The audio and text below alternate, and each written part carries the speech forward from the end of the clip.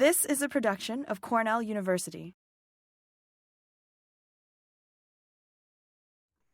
Great. Thank you so much, Adrian, for this great introduction. Can you guys hear me okay?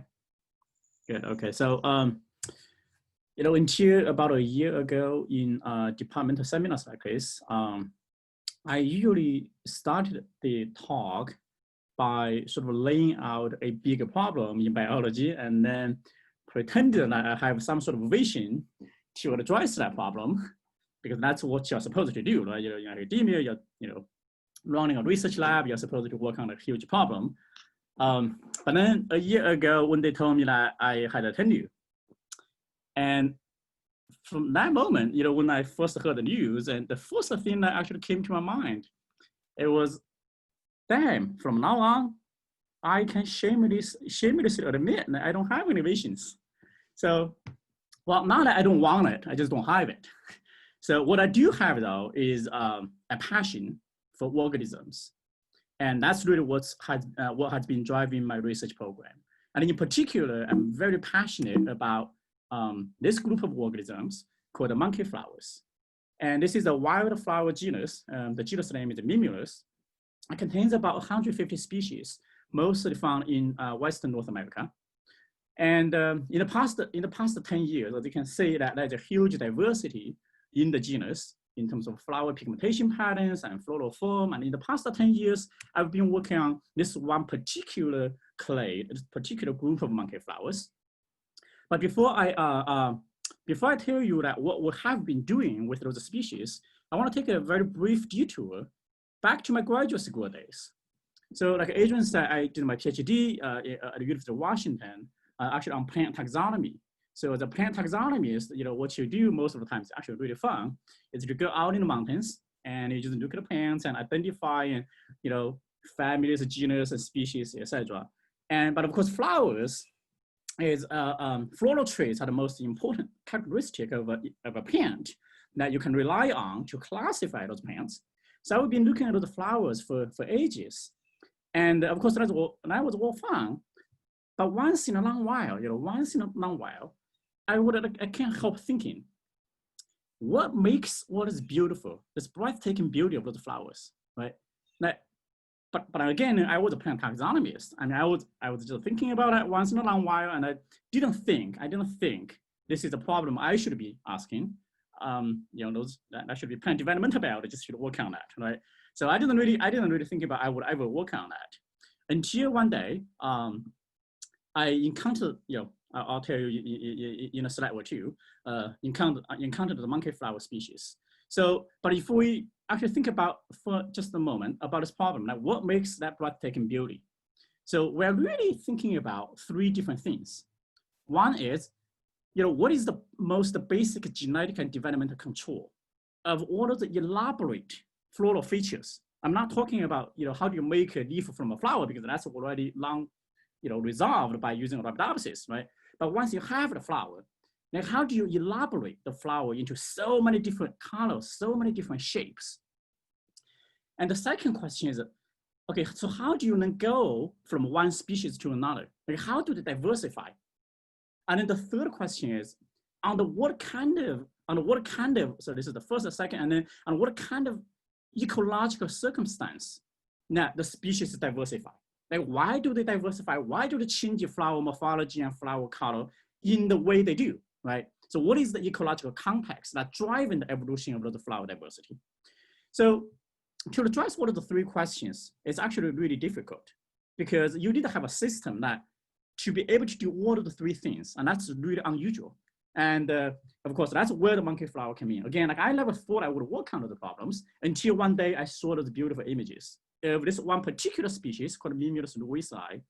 And this is really one of those royal moments of you know, true love on first sight. Well, if you are tweeting, please don't tweet. Please don't put my word on Twitter, because my wife might be on Twitter. So anyway, on the left side, those are the wild type. That's how the wild type looks like for this one particular species. And then in the central column, and that's the mutant. Those are single gene EMS or chemically induced mutant. Okay. Now, if you just look at those mutants, it looks like it's not a big deal, right? I mean, you basically are changing a flower, you're more or less actually disrupting a wild type, a beautiful flower into those ugly shapes, right? Only if actually you're familiar with the diversity of flowers, then you would think very differently. So this is what I saw from those mutants.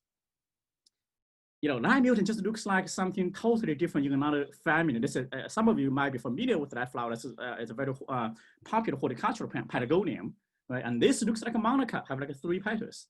And this mutant have those linked petal lobe, it's just like a real species, right?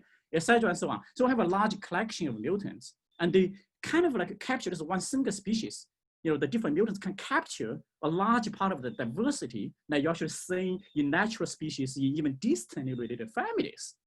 So that actually offers an opportunity to study the basic genetic and developmental control. For example, if you can figure out what is the difference between this wild type and a mutant, and that might tell you something about how, in the natural world, what distinguish this kind of flower with that kind of flower, right? And without those mutants, you can't really do that, because those are like two different, totally different families. You can't possibly cross them and to do traditional genetics, right? With those mutants, though, you can do classic genetics and developmental biology. So that could potentially tell you how do the things work. And then, of course, as I said, I'm also interested in how does those morphology and color and pigmentation pattern that change from species to species. So on a much finer scale, like how evolution actually happens, right? What kind of genetic tinkering is actually happening in those species to these, for example, going from a bee pollinated species like this to a hummingbird pollinated species like that. And that requires you have a group of closely related species that with dramatic morphological variation. Now you can actually do real genetics, right? Also developmental biology, to actually look at what is the real basis, what is the molecular basis of evolution, over the change from species to species. Now, as I also said, well, those species, again, is ideal because you can actually cross and make a really healthy F1s and as well as generating F2s so that, widely segregate for all of the floral traits. So you can basically do classic genetics with them. And the third reason that this system is particularly appealing to me is that there's a very rich history of, ecological studies have done on those first, particular species I just talked about. And it's very well, known natural history, like where do they grow, what kind of habitat they like, and what kind of pollinators they use, and what kind of, temperature and water regimes they thrive in the wild, etc., etc. So this actually allows later on you can put those molecular biology, the genetics, the development back to the ecological context. So that's why actually I started working on those species. And of course then when I moved to UConn, started thinking about what I'm gonna work on. So as a plant, deep in my heart, I feel like I'm still a plant taxonomist, and I always go back to this slide. So when you just look at those flowers, right? There are lots of those floral traits actually the basic genetic and development control that people haven't known yet. For example, that this kind of structure is called the corolla tube. It's like the individual petals, they fuse together into a tubular structure. Now, of course, Arabidopsis have 4 separate petals, right? But actually more than 80,000 species have, corolla tubes like this. And the corolla tube is very important for, the length and width and curvature are very important for determining what kind of pollinators they're gonna use. And because the pollinators are different, then they're going to need to reproductive isolation and speciation. So it's a very important floral structure that drives diversification of plants. So I decided, well, the first trait we're going to work on is this corolla tube, since people don't know anything about it, and we might be able to make a little bit contribution to that. And because actually another main reason why we chose to work on that as the first trait that we're going to focus on. Is because we have this collection of mutants. So this is the wild type, right? And you see there's a beautiful corolla tube, and we have a bunch of mutants that the tube is disrupted. Now, of course, if you want to figure out like how this tube was formed in the wild type, you need to make use of the mutants. You need to figure out what's wrong in the mutant, right? And then you can reconstruct what happens in the wild type. So we have a lot of mutants with the tube formation disrupted. That's why we started with this phenotype. And I'm gonna just talk about in sort of slight detail of a couple of those mutants today, and then I'm gonna go through. Hopefully, have time just 2 or 3 other projects very briefly without any details. So the two mutants I'm going to talk about right now is those two. It's called a FLT1 and FLT2 with those corolla tube split. And we, quite several years ago, we did this book segregation analysis when, when it's getting really easy to sequence the genomes and you can identify the causal genes of those mutants very rapidly. So we did that very, very, very smoothly. And it turns out that those two genes, and by the way, they're actually phenotypically indistinguishable. So in the greenhouse, when you look at them, you can't really tell them apart. They look essentially the same. Okay, and then you can also make a double mutant. They also is indistinguishable from each other. So when we clone the gene, it turns out one of them encodes the AGO7, the Arabidopsis ortholog AGO7, and the other one is the suppressor of gene senescence 3. Now, of course, when we first, isolate those genes, we want to verify this, whether we have actually got the right gene or not, right? Because we only have 1 or 2 alleles for each of those mutants. So we want to do a rescue experiment. And then you can just basically put the full-length coding DNA of whatever gene you think it is into the mutant background, so whether you can rescue the phenotype. So in this case, for example, in FLT1, and we have a large proportion of the transgenic lines that fully rescue the phenotype. And then some of them actually have a partial rescue, which is actually important, very informative, because they actually even rescue the width of the petal. Now the mutant actually have a lighter petals. You see that the petal width was actually restored, but the tube is still not formed yet. Right? The same thing for the other gene. But in any event, this experiment told us that we must have got the right gene. Now the next question, of course, like any other plant biology problems, when you got a new gene, well, this is not even a new gene, right? You ask the question, okay, what does this gene do in Arabidopsis? Because we have, of course, nobody has studied like in Mimulus before, right? So you want to say, okay, what does that do in Arabidopsis? And it turns out, in the beginning, I was really disappointed because those two genes are very well characterized in Arabidopsis, as well as a few other plant systems. And they actually encode 2 of the components on this biogenesis pathway of a special type of small RNA in plants. It's called a trans-actin short interference RNA, or tasi-RNA. Now, this is a simplified version of that complicated network. Okay, so those are the 2 genes, the AGO7 and the SGR3, corresponding to our mutants. So since now we know that we are pretty confident we got the gene right, and now based on this pathway, you can make a lot of predictions, right? You can predict in the mutant that this tasi-RNA abundance must be reduced, right? Because those proteins are required to generate the tasi-RNAs. And another reason I was really disappointed in the beginning, because then you have to do something with the small RNAs. And I was generally kind of, I don't know why, it's just a weird personality. I'm a little bit against fashionable things. And about 7 years ago, when we first identified that gene, small RNA was really hard. Like a lot of people are working on small RNA. I don't want to work on something that everybody else is working on. That was really disappointing. And the other thing is that we never had any experience in working with the small RNA. So I basically recruited, the best people who actually know how to work with small RNA. So Blake Myers is really one of the kind of the king of plant small RNAs, right?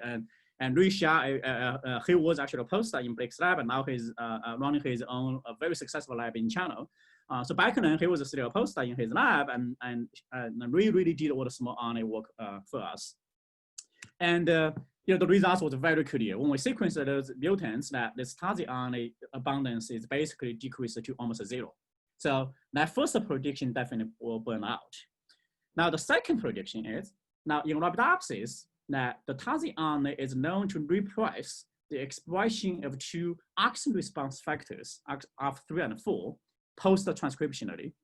So if the tasi-RNA abundance decreased in the mutants, then the ARF3 and ARF4 expression should be upregulated, right? So this was our second prediction, and that's easy to test because you can just run a quantitative PCR, and you did say that both ARF3 and ARF4 are upregulated, but not very dramatically, because this is actually a lone feature of small RNA regulation, and they often don't really dramatically change the expression level. It's more like on a fine-tuned sort of rule. So, and this is actually consistent with what was known in Arabidopsis. When you lock out those tasi-RNA, ARF3, ARF4 is only moderately upregulated. Now, the third prediction you can make is, okay, so now we think this phenotype, this mutant phenotype, was mediated basically through the upregulation of ARF3 and ARF4, right?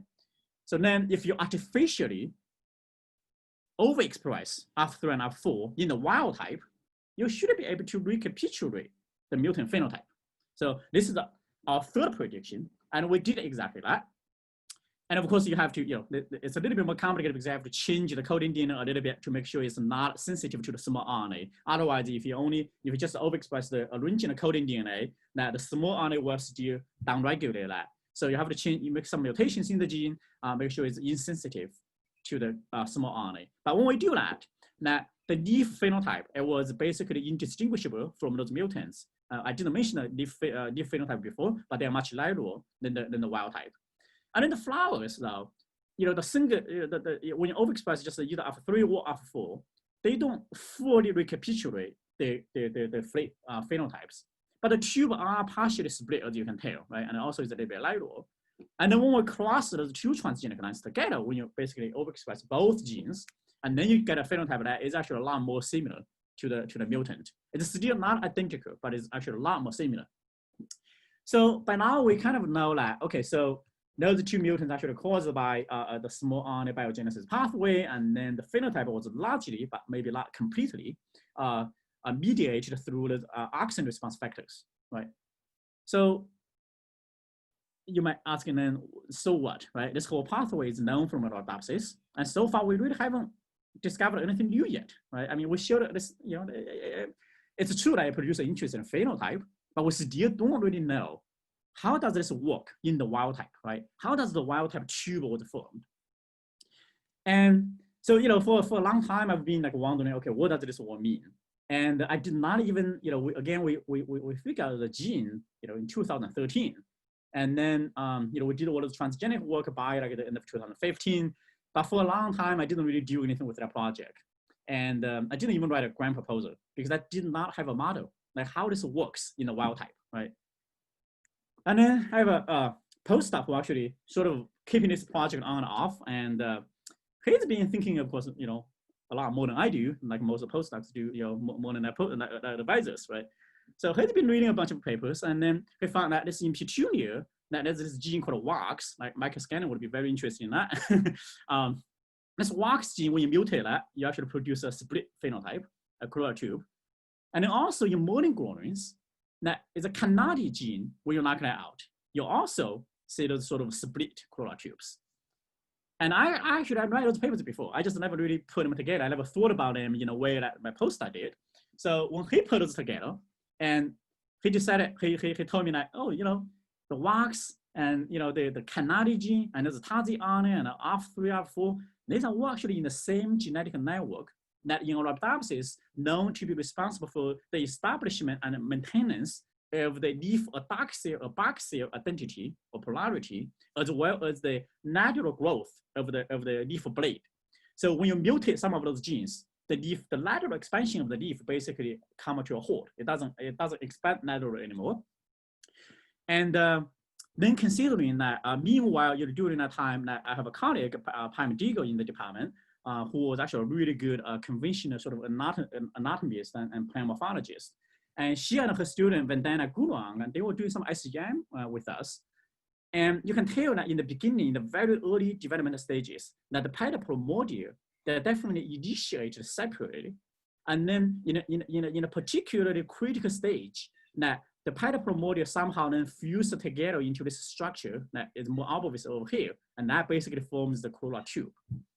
So now, when I put those two things together, my postdocs, this funding of the genetic network, and then Pam digging her students' SEM images, I was thinking, okay, so maybe the way that it works in the wild type is that those petals initiate separately, and then in the early stage, the base of the petal primordia that have very rapid lateral expansion, just like the leaf primordia, right? It grows like laterally, and that of course requires the leaf adaxial, abaxial genetic network. Without that, the base of the petal primordia won't be able to expand, right?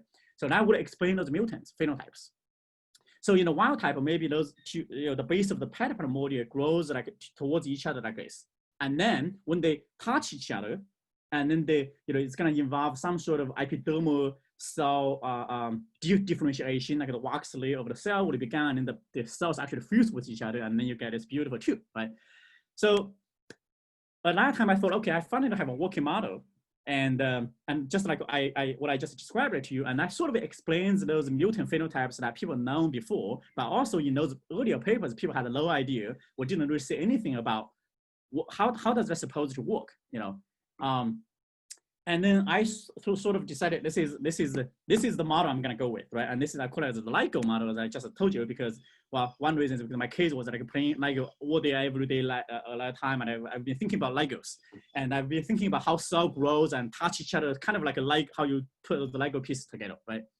So this is sort of my central hypothesis, and I was like, okay, now we're ready to write a grant proposal, because you need to have a central hypothesis for a grant proposal.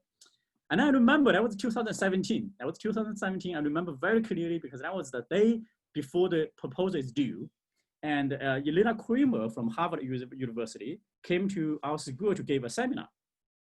And then after the seminar, of course, this is Pam Digger again. And then Cindy Jones is also another really good plant morphologist in my department. So the four of us went to dinner.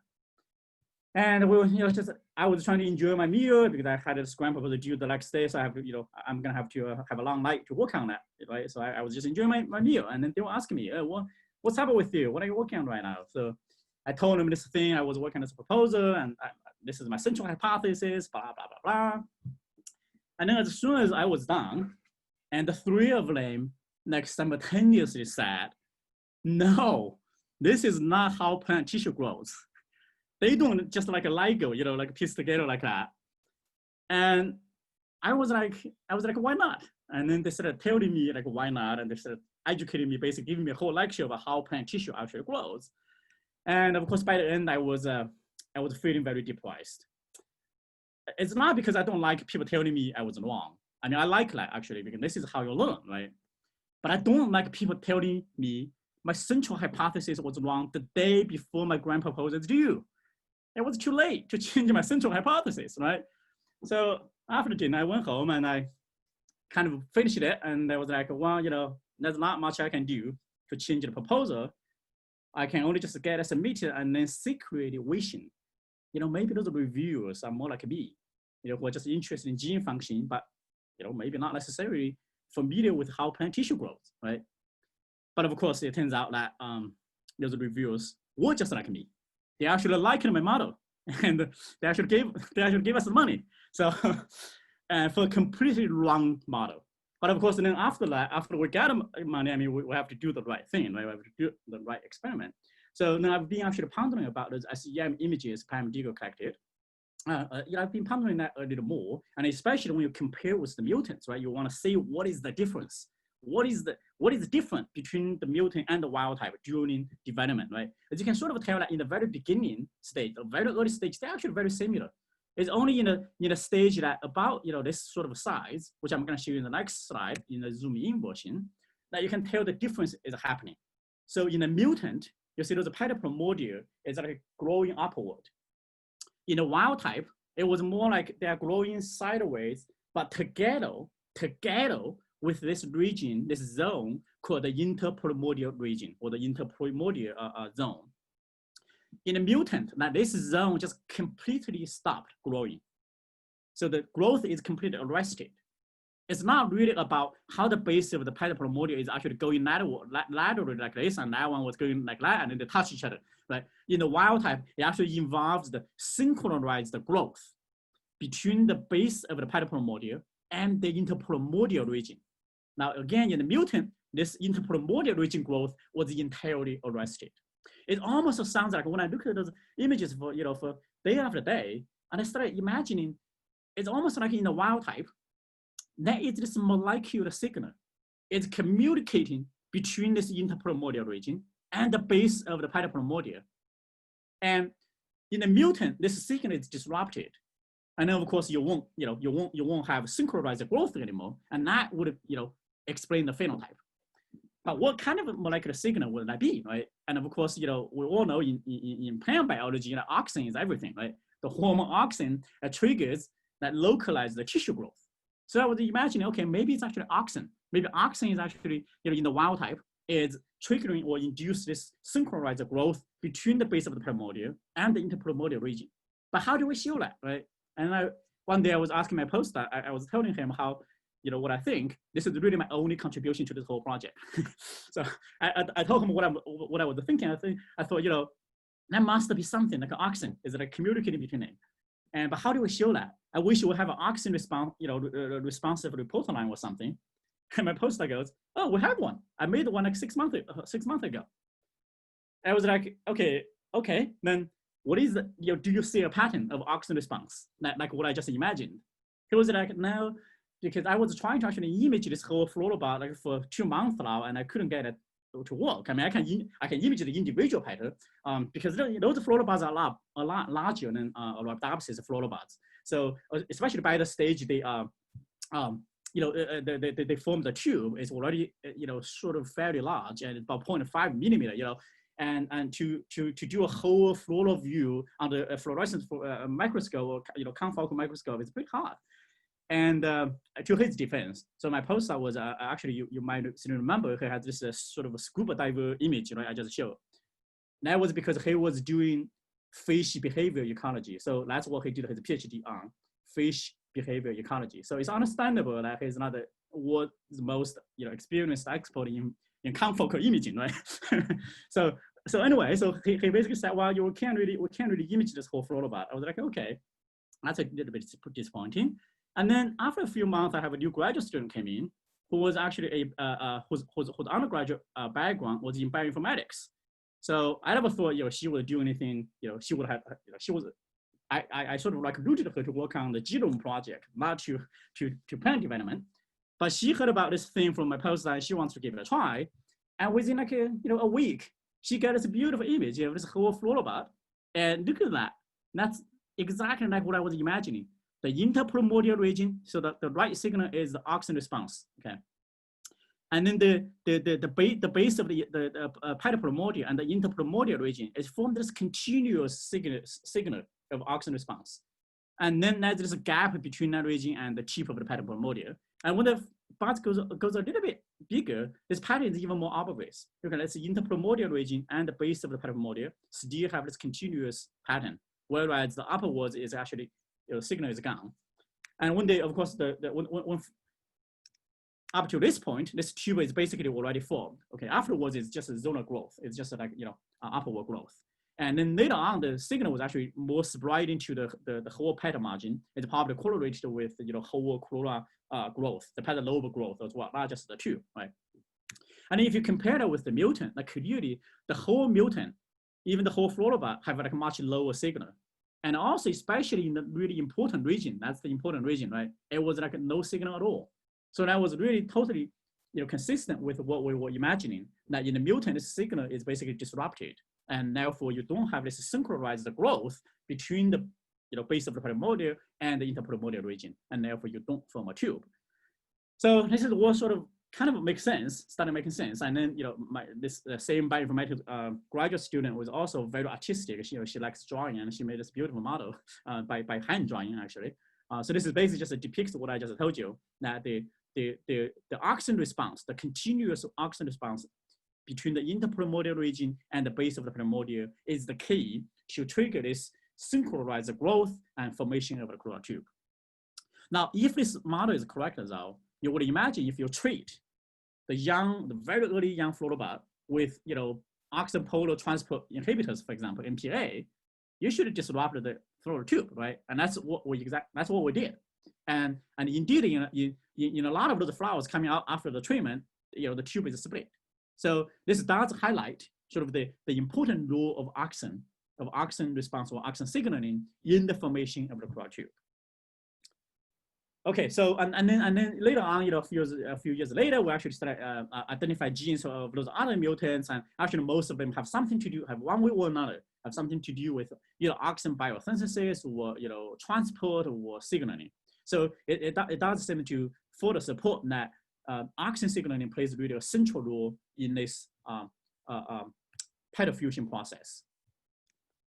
And from evolutionary perspective, of course, ultimately it was one of my dreams, of course, is to actually, once we learn enough about the basic genetic and developmental control of the corolla tube formation in Mimulus, and then can we use that knowledge? Can we use that knowledge to actually make a tubular Arabidopsis? That's one of the dreams. I mean, maybe in 10 years, if we can actually make a Arabidopsis, a tubular flower, that would be, I mean, don't ask me what's the use of it. It has no use. It's just going to be cool. Okay, so this is really the book of the story I want to tell. And then in the rest of time, I'm just going to briefly mention a few, let me see the timing. Good timing. So just briefly mention a few other projects we have been working on to sort of just demonstrate like how versatile this model system, this monkey flower model system can be used for.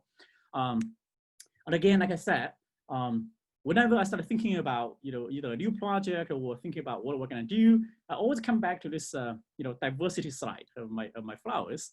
Another trait that is very common among plants, but the basic genetic and development control was very little known, is this yellow pigmentation. The yellow pigmentation is caused by carotenoids, right? So, and as you can tell that most of the flowers, they have the ability to produce carotenoids. Look at this pattern, right? But they only produce that in a very precisely controlled spatial pattern, right? So what regulates that? And you got to be like transcription factors, things like that. So what are the biosynthetic pathway of carotenoids, this whole class of pigment, has been very well studied in plants, but what actually regulate the expression of those biosynthetic genes in the flower? It was literally nothing was known until we started our work. I mean, it was, some of them were already known in fruits or other things, but nothing was known really in flower. So another project, that's really my first PhD student. She just graduated this year, and her dissertation is about that. So we have those mutants that the carotenoid was reduced. So that's why they are called reduced carotenoid pigmentation. And then there's also mutants that the yellow was expanded. So she had been characterizing those mutants and discovered a couple of interesting genes that regulates the carotenoid biosynthetic pathway. And then there's a third feature, a third trait that I have been interested in for a long time, is those spots, those petal spots. I mean, a lot of flowers produce that. You keep wondering, like, okay, so how does the flower know? How does the flower know I'm gonna produce a pigment in just this one cell, but I'm not gonna produce that in the surrounding cells, right? And this process like happens over and over again across the whole pattern. So how do they know that, right? So this problem is really the same as like, it's a century-old problem, right? It's really how the leopard produce their spots and how zebra produce their stripes, or how giraffes produce their patches, right? And the same with the slaves and fishes, etc., etc. And so the same postdoc who actually worked on that corolla tube project. So the petal spot project was really his main project. Now, the reason that he actually came to my lab, transit from fish behavior ecology to plant development and evolution, is because actually when you look at the fish behavior, the pigmentation patterns of those fish, you actually just saw a few images, right? The pigmentation patterns of those fish often is a very important determinant for mating behavior, for mating preference in fish. So that's how he actually got interested in that. But of course, he realized that to really study the developmental genetic control of the pattern formation in fish is going to be very challenging. So that's why he decided to transit to a plant system that have similar features, but nevertheless much easier to work with. And this work was also in a great collaboration with Ben Blackman. I believe he was actually here to give a seminar last year. So for that reason, I'm not going to talk about this project. This is just sort of shows the diversity of the problems that we can use this system to study. So these are all good, but so far, what are the three projects that I have talked about? They're all on Mimulus lewisi, not pink flower species, if you have noticed. But there was a big problem with that species. And I did not know that before I moved to Connecticut. So that species actually is an alpine species. It's not tolerant to heat. So on the summer heat in the Northeast, basically the plants die. So which means that every year, I have to toss everything by the end of mid-June or something like that. And I have to replant the seeds in early September. And of course, because we work on flowers, so we won't have flowers until November. So basically, like half of the year, I don't have any materials to work on.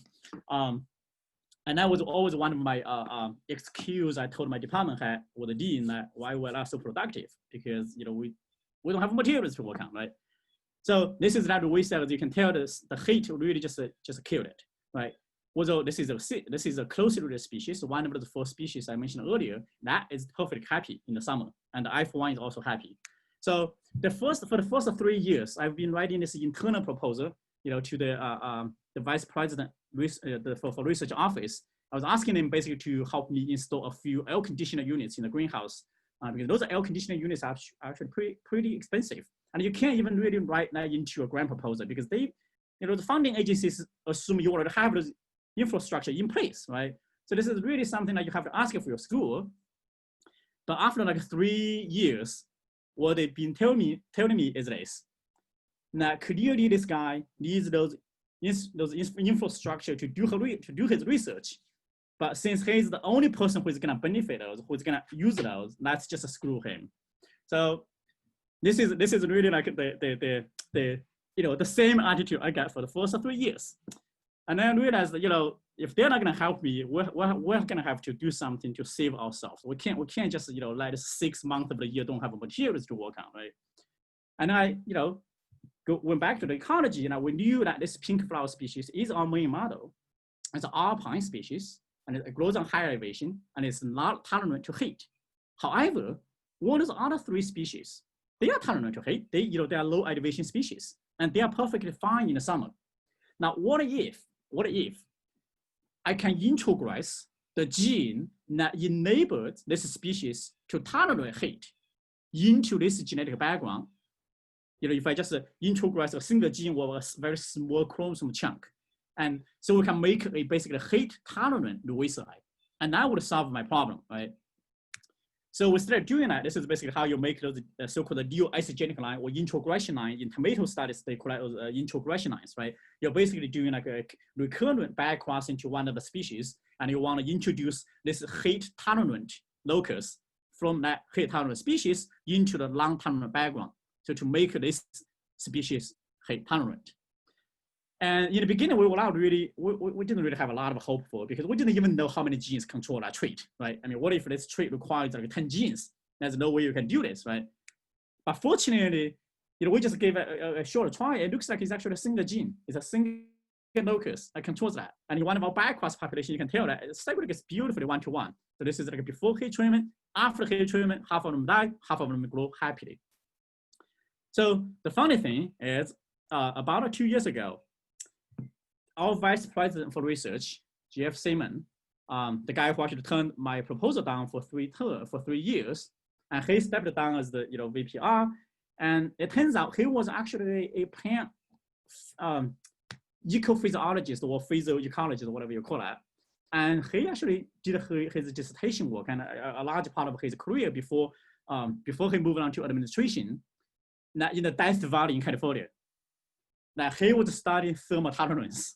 He was studying thermotolerance of plants. So one day he walked into my office. He was like, "Oh, I heard you guys are working on this thermotolerant project, and I got a pair of hands now, and I don't have to do any administrative work anymore. Do you guys need an extra pair of hands I can sort of help you guys with?" And I looked at him. I was like, "No, we don't need an extra hand. What we do need is air conditioning in the greenhouse, which you didn't give us." And he goes, "Well, yeah, I know, but it's too late for me to do that." Although when I stepped down, the university gave me a little bit of money for me to sort of initiate whatever I wanted to. So what I can do is to get you a bunch of growth chambers. How about that?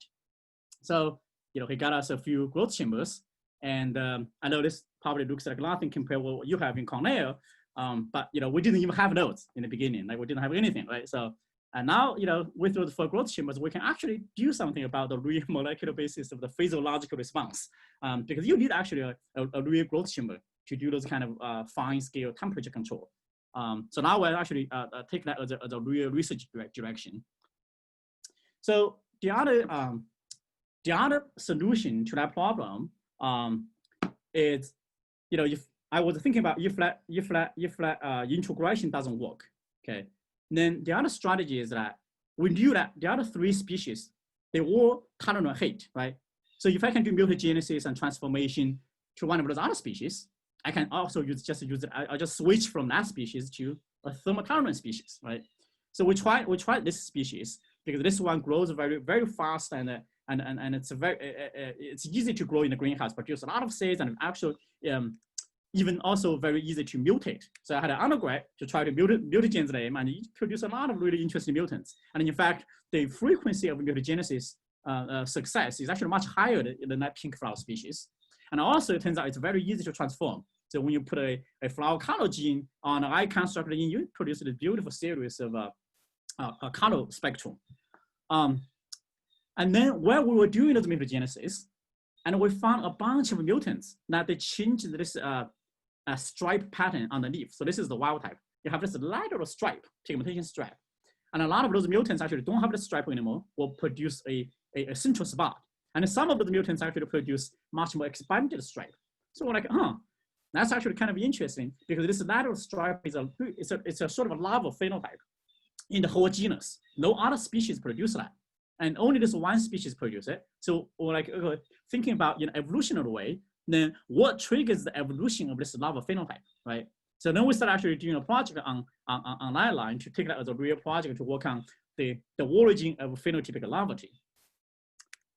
And then finally, this is the last thing I'm going to briefly mention. I want to come back to the diversity problem, right? So we're all interested in that how species change from one type to another, right? And in this particular case, how do they change from like one pollination syndrome to another pollination syndrome? Or if you look at those species, right?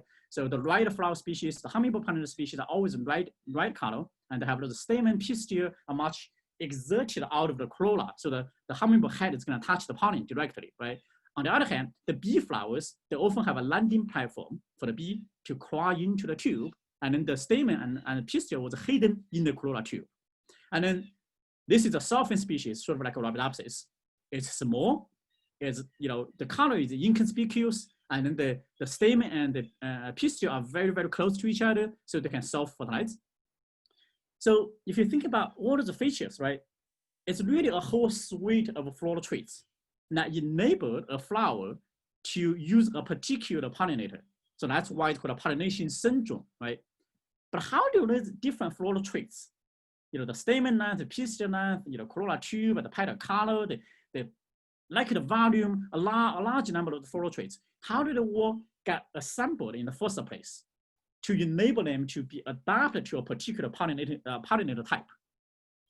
And that question really requires like, chromosome scale genome assembly, because then you can ask if you can dissect the genetic basis of each of those floral traits, right? And you can tell, okay, are they all on the same chromosome? Are there different chromosomes? Are those different genes in the same region of a chromosome, inversion, so they can't recombine? So that's how you assemble those different alleles together to produce one particular syndrome, et cetera, et cetera.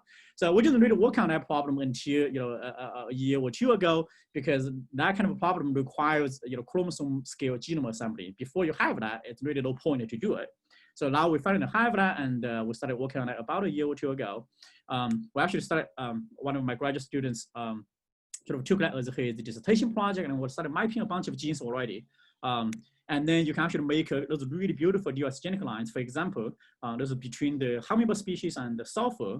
And you can tell that you can, by introgressing each of those genes, affecting just one particular trait, you can make a flower looks basically the same as that sulfur, except that the color pigmentation is a little darker, right? On the other hand, this one looks exactly like that, everything except the flower size is a little bigger. And those are all caused by just the integration of a little chunk of DNA from the hummingbird pollinator species. So we're in the process of making like hundreds of those so-called dual-genic lines and trying to dissect, how those different genes those different alleles get assembled to enable, the evolution of a pollination syndrome.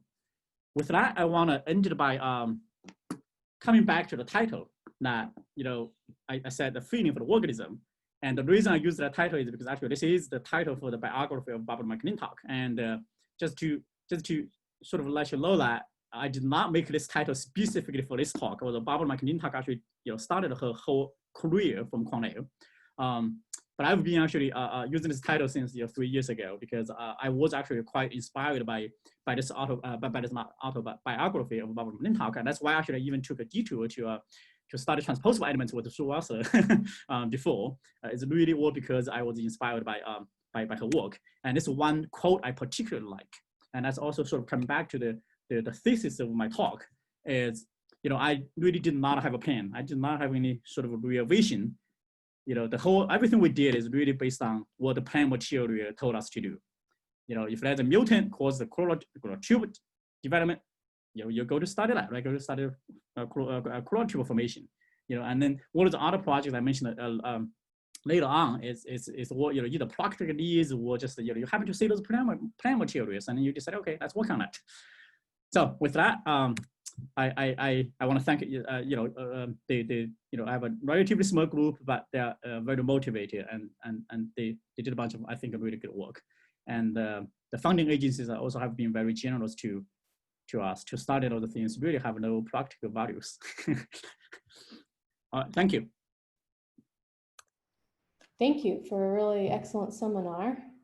I see virtual clapping coming in. If people want to put questions in the chat, I'll read them.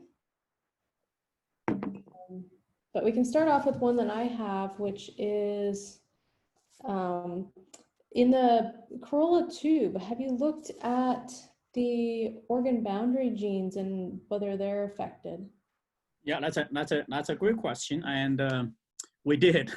Of course, that's the obvious thing to look, right? Because yes, auxin signaling is important, but of course the intuitive way to think about how does the auxin signaling actually works is maybe auxin signaling in that boundary, in the interprimordial region, is works by repricing the organ boundary genes, right?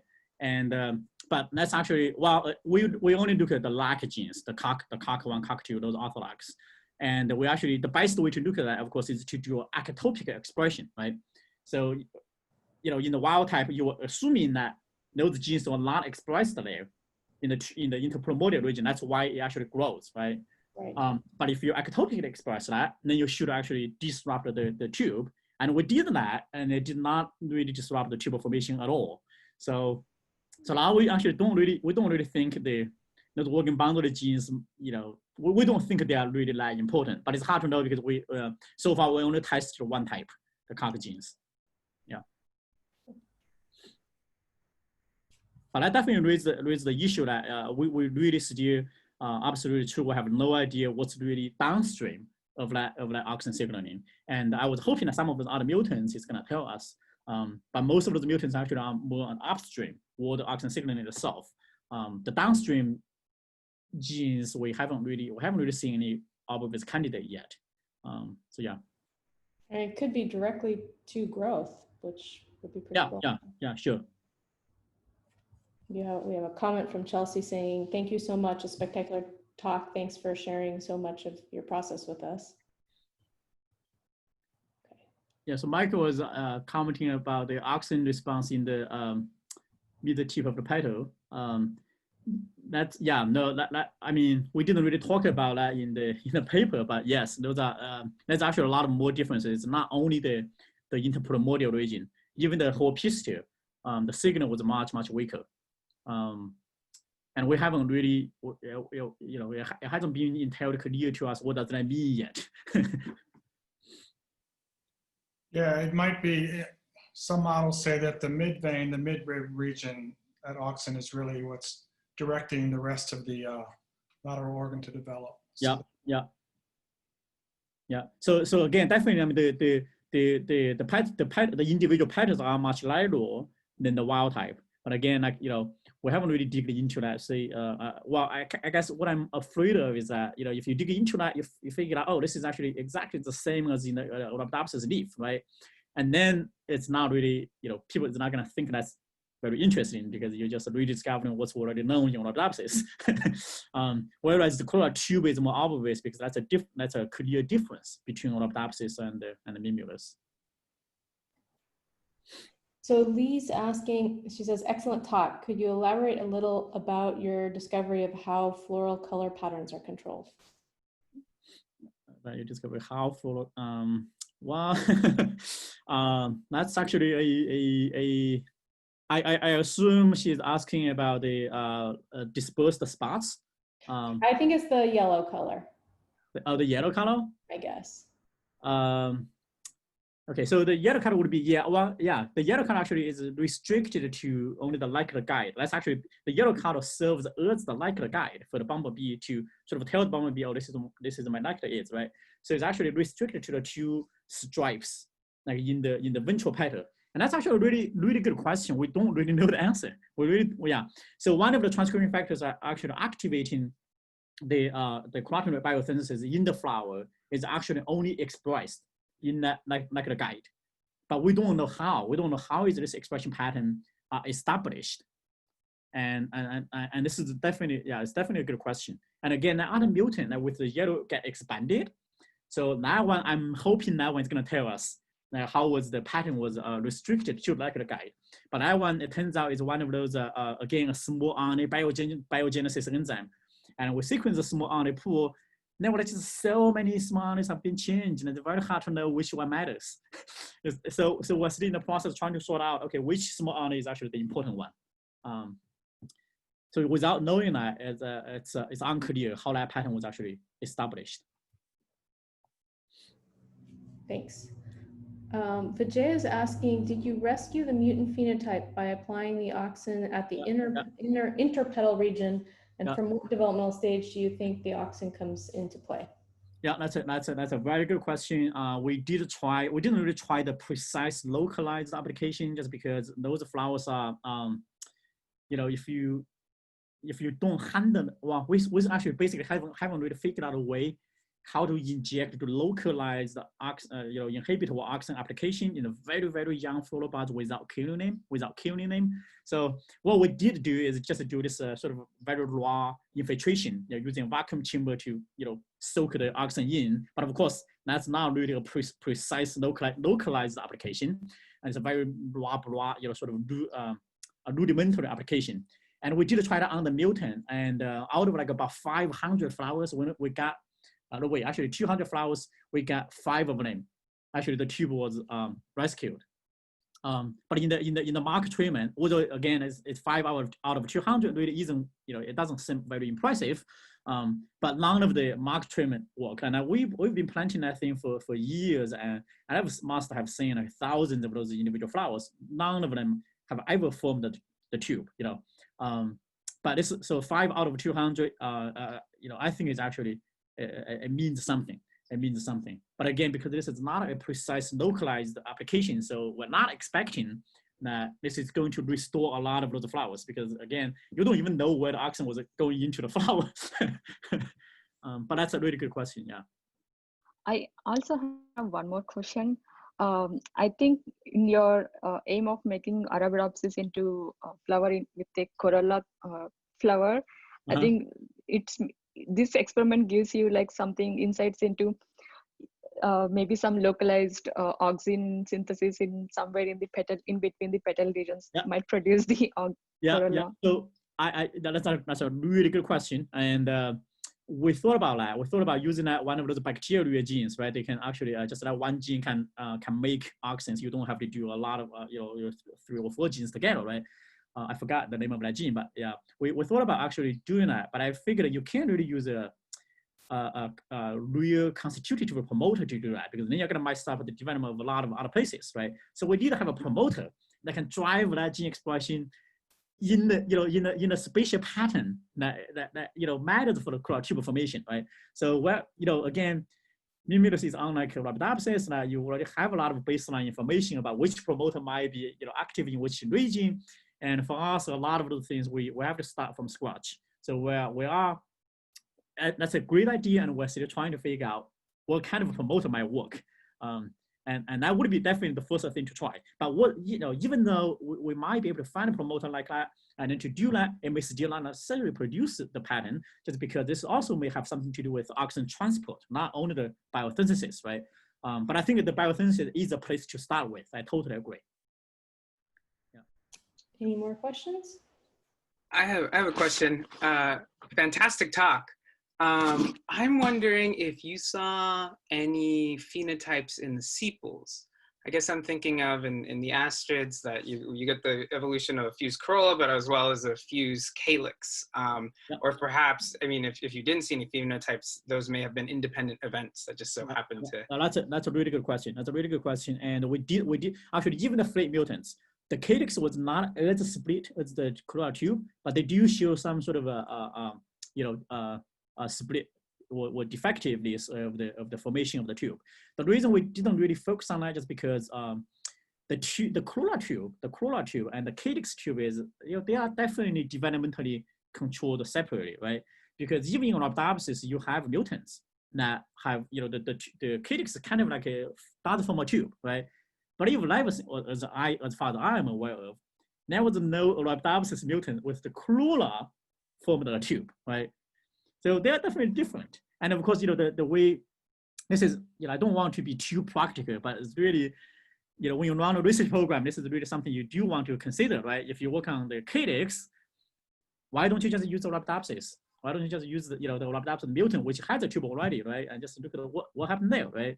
And if again, like working on any other systems is much harder than Arabidopsis, just because in Arabidopsis, if you want to have a report line, you can ask people to give you, right? Or mutant, you can just ask, just order that in a data bank. But for any other systems, I'm sure for the same for corn and for for the organism you guys are working on, you have to make everything yourself, and everything, make anything, it takes so much time. So you have to sort of focus on the things that can most distinguish your system to Arabidopsis, really. Yeah, that makes sense. But that's cool, though. Thank you. Yeah. Anyone else? Well, Okay. those are definitely really all good questions. I really enjoyed those questions. Thank you for a fantastic talk. Really enjoyed it. Well, thank you guys so much. All right, bye.